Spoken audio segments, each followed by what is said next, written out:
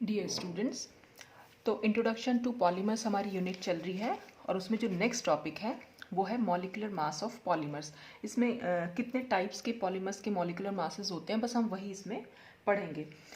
तो the molecular weight of a polymer depends upon the number of repeating units joint together during polymerisation.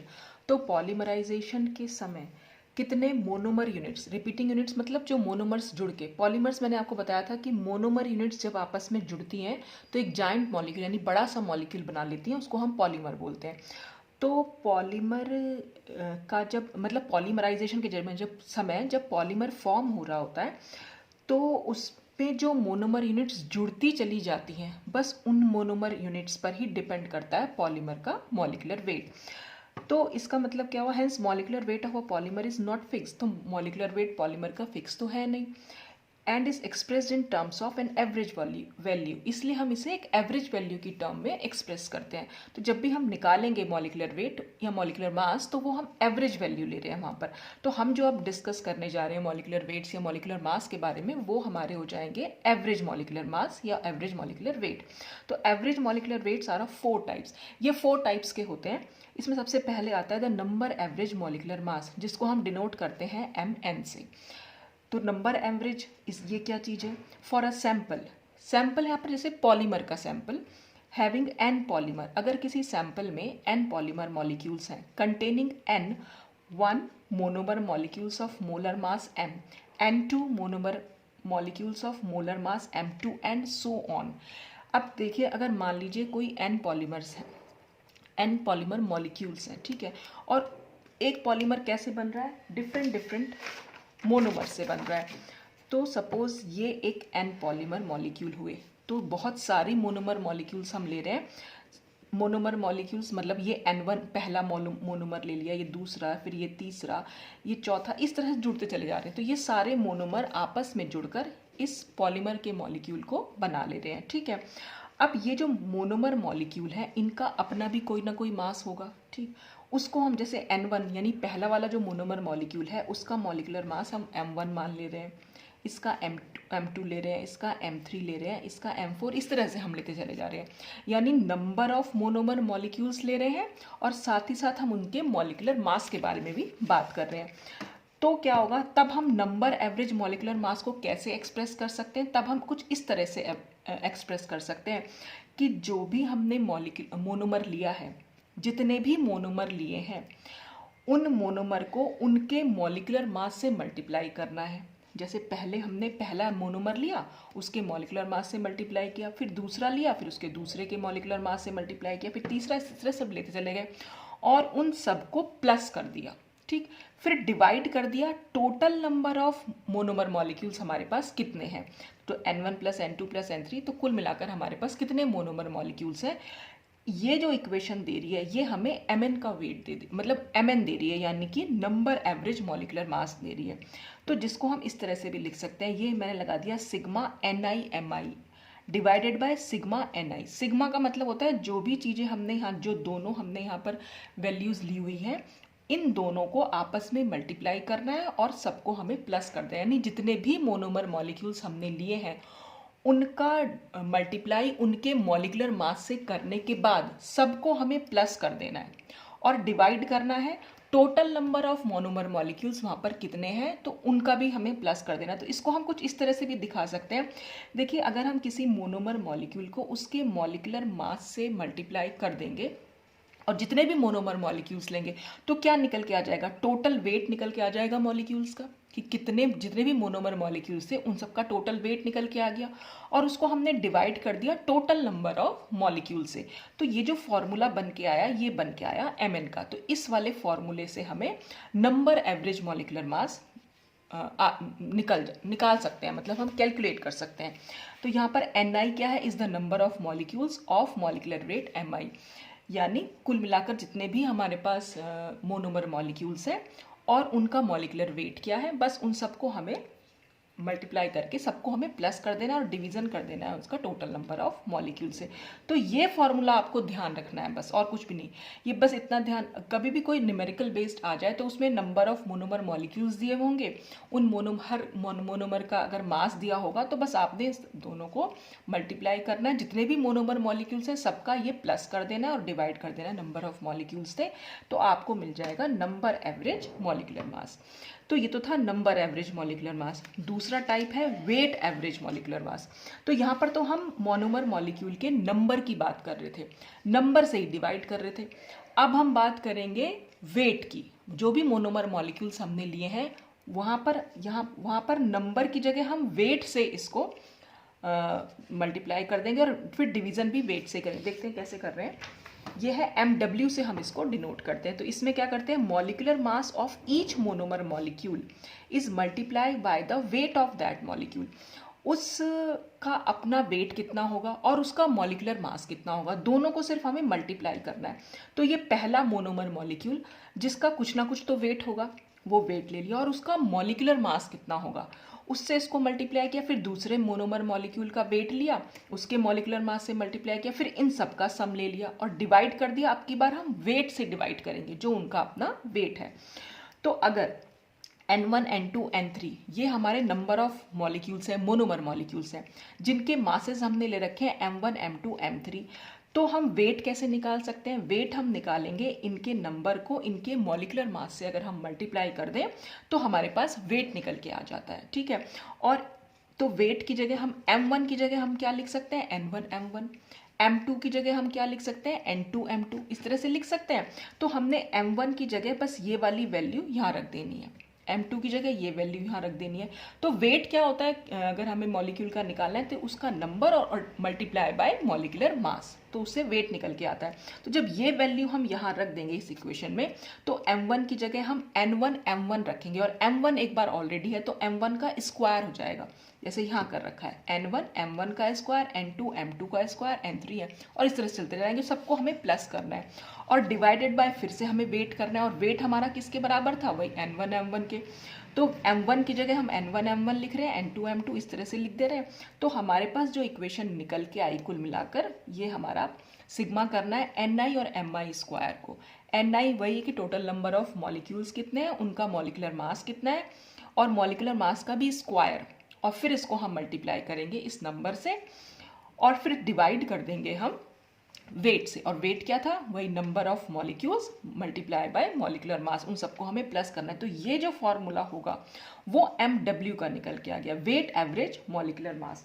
तो उसमें और इसमें सिर्फ इतना सा डिफरेंस है।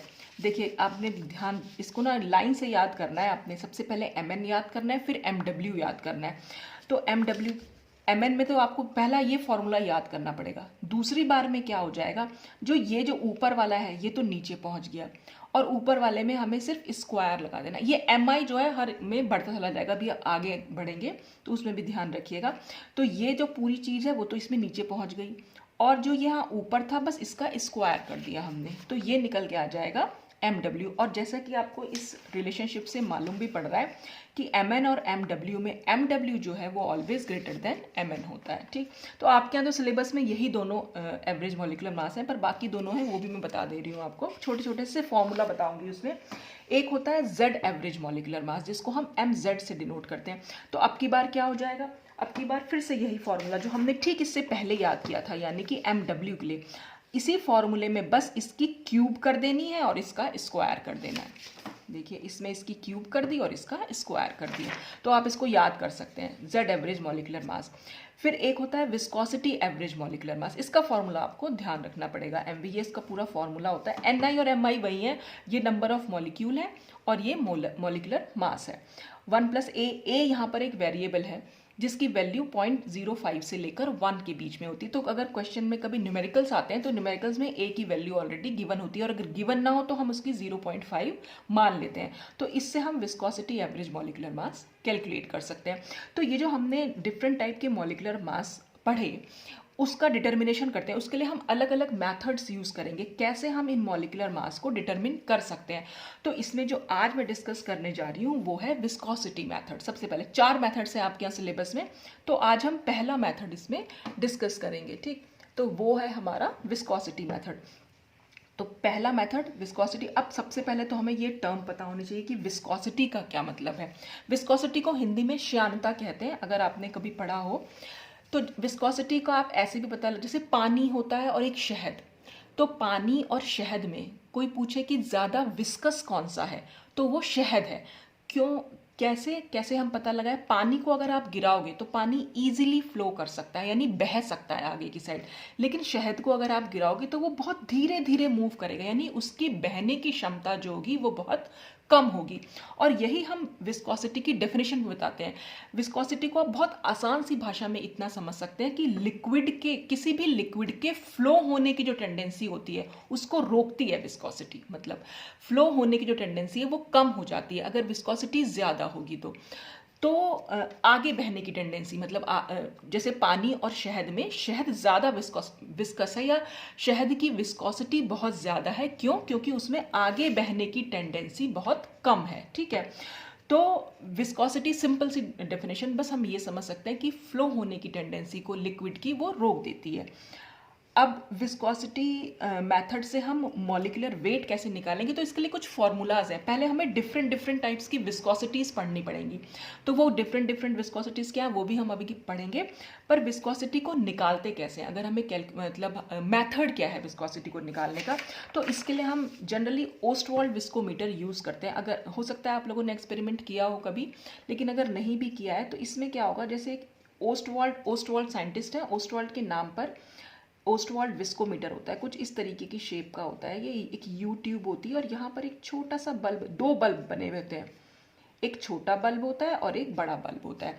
तो आपको जिस भी लिक्विड की विस्कोसिटी निकालनी है, आप क्या करेंगे, उसे इस बड़े बल्ब से इसमें पोर कर देंगे, डाल देंगे, और इसमें डाल देंगे ये लिक्विड जहाँ तक भी जा रहा है। ठीक है, अमूमन हम क्या करते हैं, इसको, इस वाले बल्ब को लेस देन हाफ रखते हैं। ठीक है, लेस देन हाफ, मतलब जब हम भरेंगे तो ये यहाँ पर इसमें बीच में कैपिलरी भी होती है। कैपिलरी के थ्रू जो है वाटर, जो है जो भी हम, जैसे सपोज वाटर की या लिक्विड की हम निकाल रहे हैं, जो भी लिक्विड हम डालेंगे वो धीरे धीरे फिर यहाँ पर फ्लो भी होगा। अब फिर हम क्या करेंगे, इधर की साइड से, ये जब हमने वाटर को पहले तो डाल दिया, सपोज हम वाटर के की निकाल रहे हैं या लिक्विड की निकाल रहे हैं सपोज, तो लिक्विड हमने डाल दिया इसमें। ठीक, तो एक बार हमने डाल दिया, डालने के बाद हम क्या करेंगे, यहाँ इधर की साइड से इस वाटर को या लिक्विड को हम सक करेंगे, खींचेंगे, यानी मुंह से लगाएंगे, यहाँ पर मुंह में ये ट्यूब डाल देंगे और मुंह से खींचेंगे, सक करेंगे।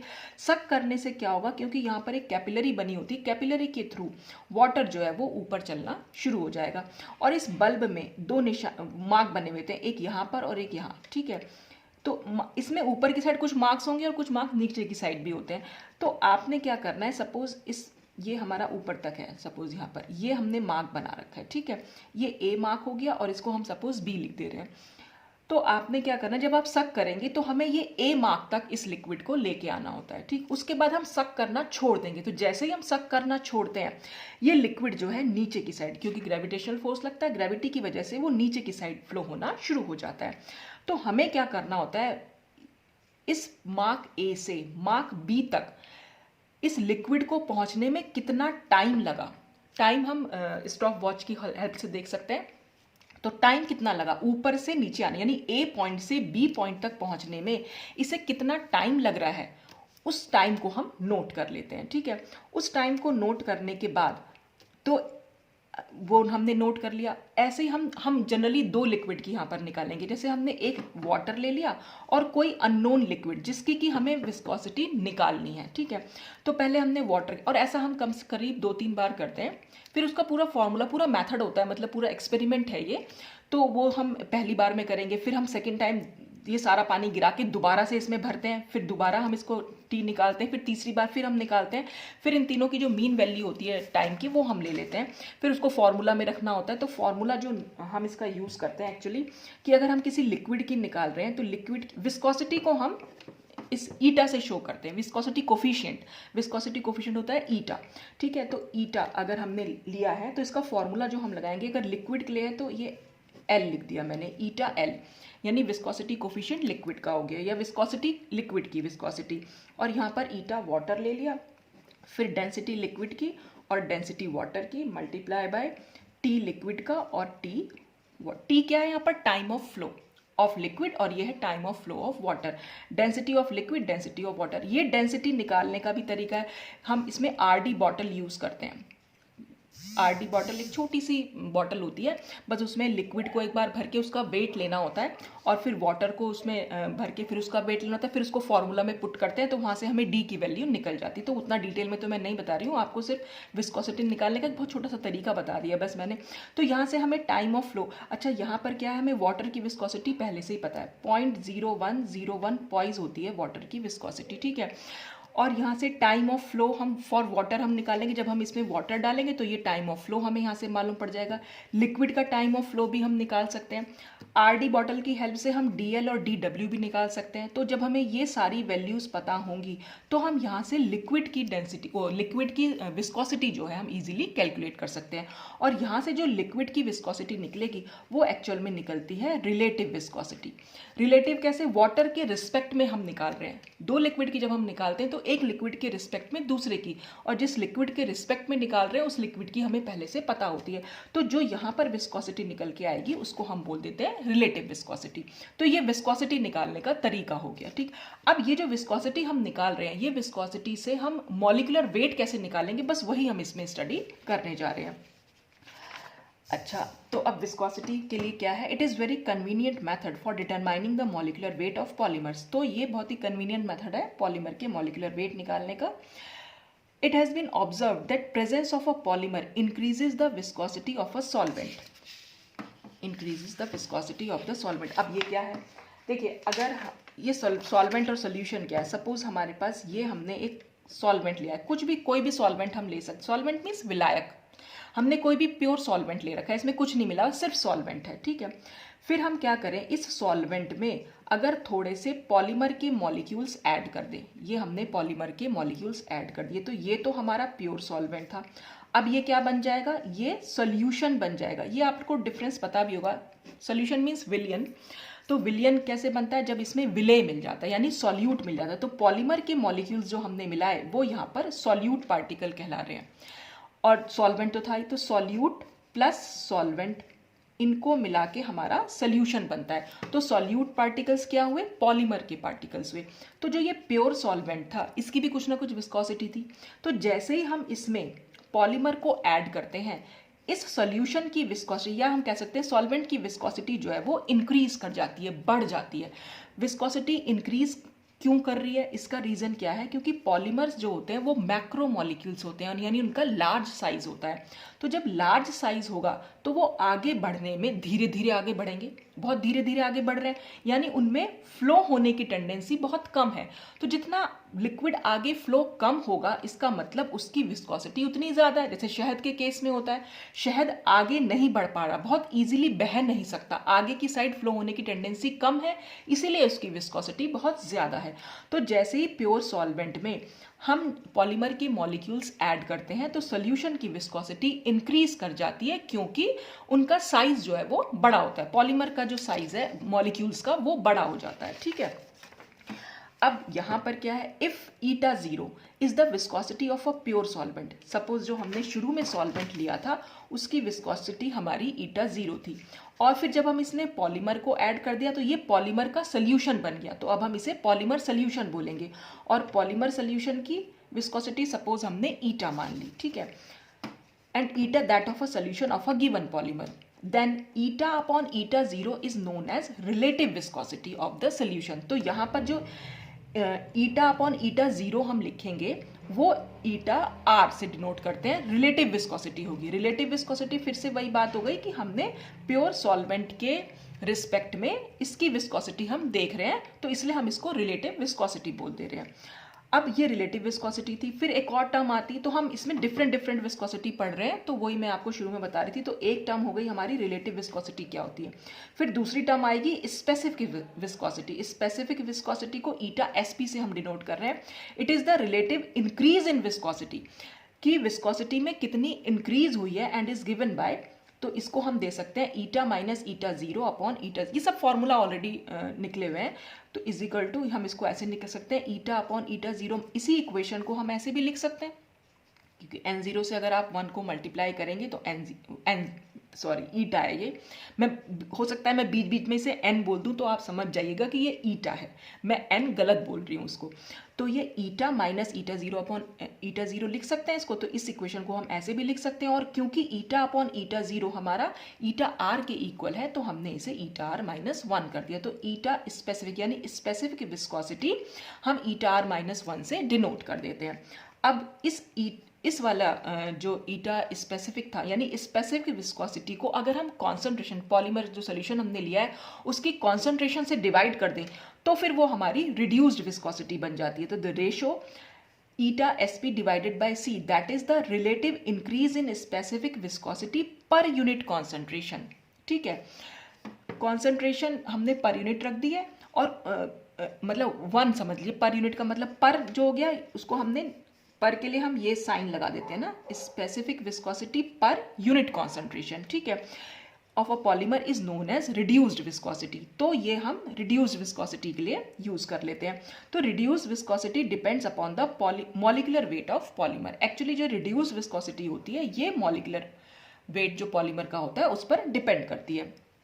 अब reduced viscosity is not independent of concentration, क्योंकि रिड्यूस्ड विस्कोसिटी कॉन्सेंट्रेशन से तो इंडिपेंडेंट है ही नहीं। इसका मतलब ये हो गया कि रिड्यूस्ड विस्कोसिटी जो है वो कॉन्सेंट्रेशन पर डिपेंड कर रही है। और अगर वो कॉन्सेंट्रेशन पर डिपेंड कर रही है तो हम क्या करेंगे, अगर हमें ग्राफ खींचना है ईटा एस पी डिवाइडेड बाई सी का अगेंस्ट सी, तो हमें उस ग्राफ को एक्स्ट्रापोलेट करना पड़ेगा।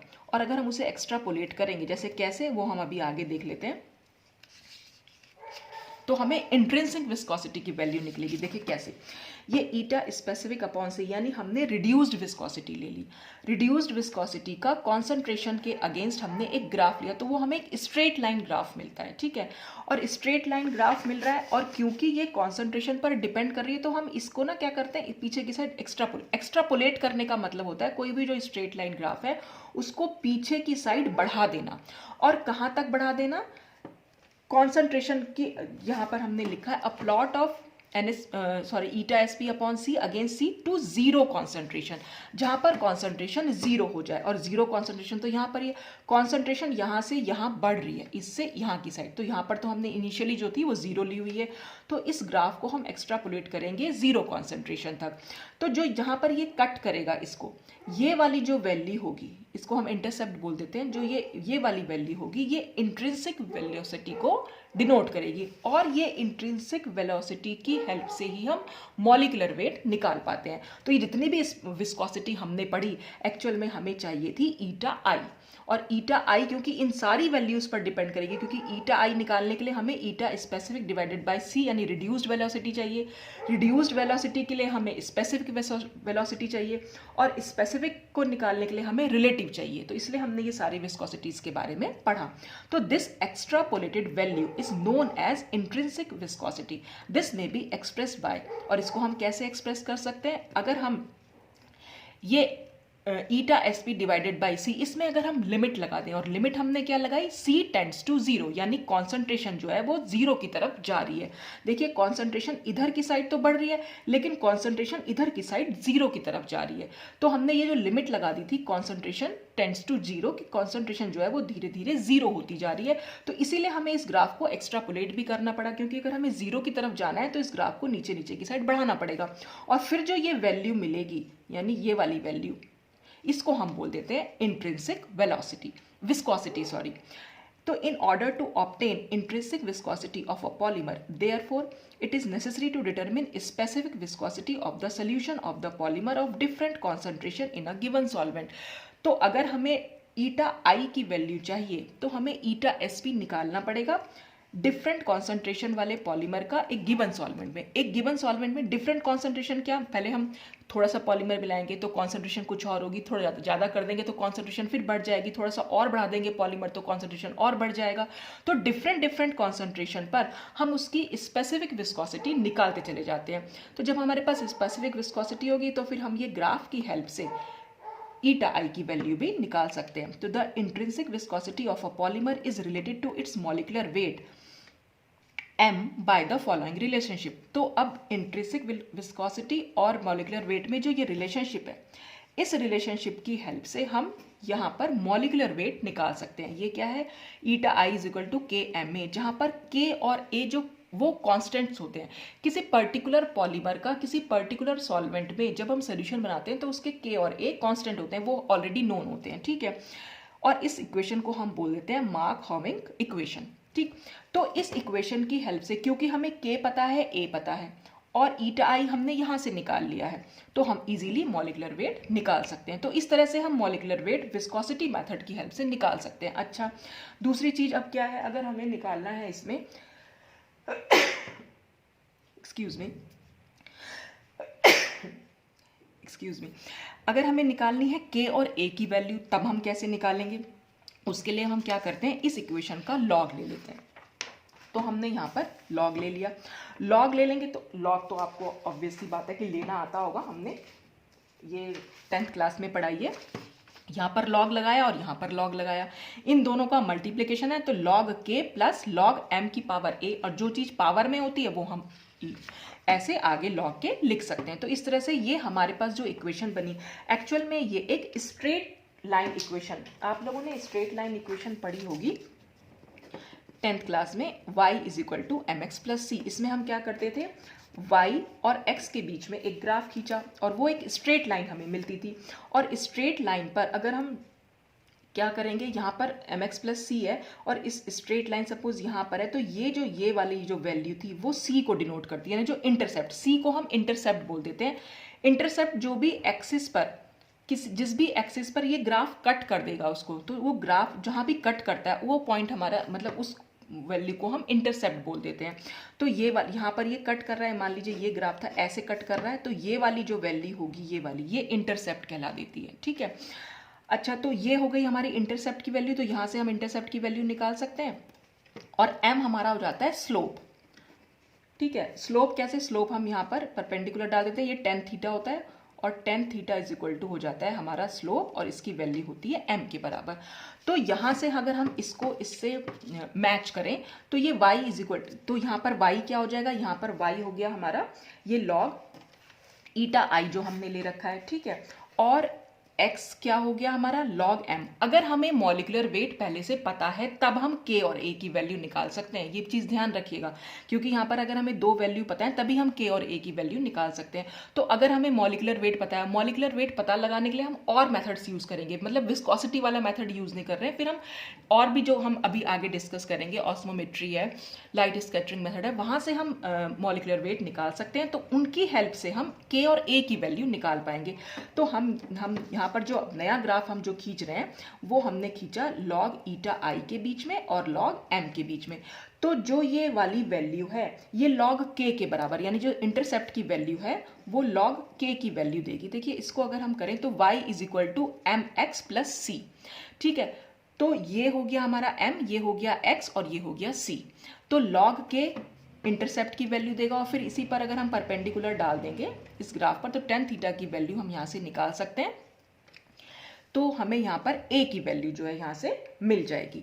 तो इस तरह से हम k की वैल्यू भी निकाल सकते हैं और a की वैल्यू भी यहाँ से कैलकुलेट कर सकते हैं। और फिर अगर हमें k और a पता है तो हम m की वैल्यू भी निकाल सकते हैं। हमने यहाँ पर सिंपल सा क्या करना है, वैल्यूज़ में सिर्फ हमें k की वैल्यू पता है, a की वैल्यू पता है, ईटा आई हम निकाल लेंगे, तो log m रखेंगे, ये पूरा निकाला। और log m में से अगर हम m की वैल्यू निकालेंगे तो इस पूरी वैल्यू का एंटी लॉग ले लेंगे, तो हमें m भी मालूम पड़ सकता है। तो thus knowing the constants k and a and eta i, तो अगर हमें k, a और ईटा आई पता है तो मॉलिक्यूलर वेट, और कौन सा molecular weight, viscosity average molecular wait, इसलिए मैंने ब्रैकेट में mv लिख दिया है इसको, कि हम विस्कोसिटी मेथड से सिर्फ viscosity average molecular weight calculate कर सकते हैं of the polymer can be calculated. तो आपके पास ये इक्वेशन अगर है, इस इक्वेशन की हेल्प से तो हम, अगर हमें k और a पता है और ईटा आई पता है तो हम m निकाल सकते हैं।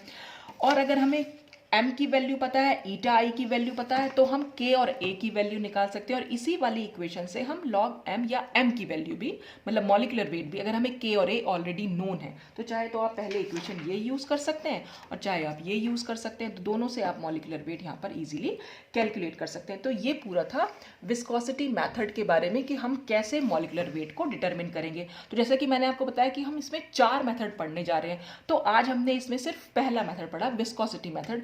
ये जो लाइट स्कैटरिंग मेथड है ये हम फिर नेक्स्ट वीडियो में डिस्कस करेंगे। तो आज के लिए तो बस इतना ही। वैसे तो मैंने काफ़ी कुछ आपको समझाने की कोशिश की है, तो आई होप कि आपको समझ में आया होगा। और कोई भी प्रॉब्लम हो तो आप कमेंट करके पूछ सकते हैं। तो आज के लिए बस इतना ही। Thanks for watching.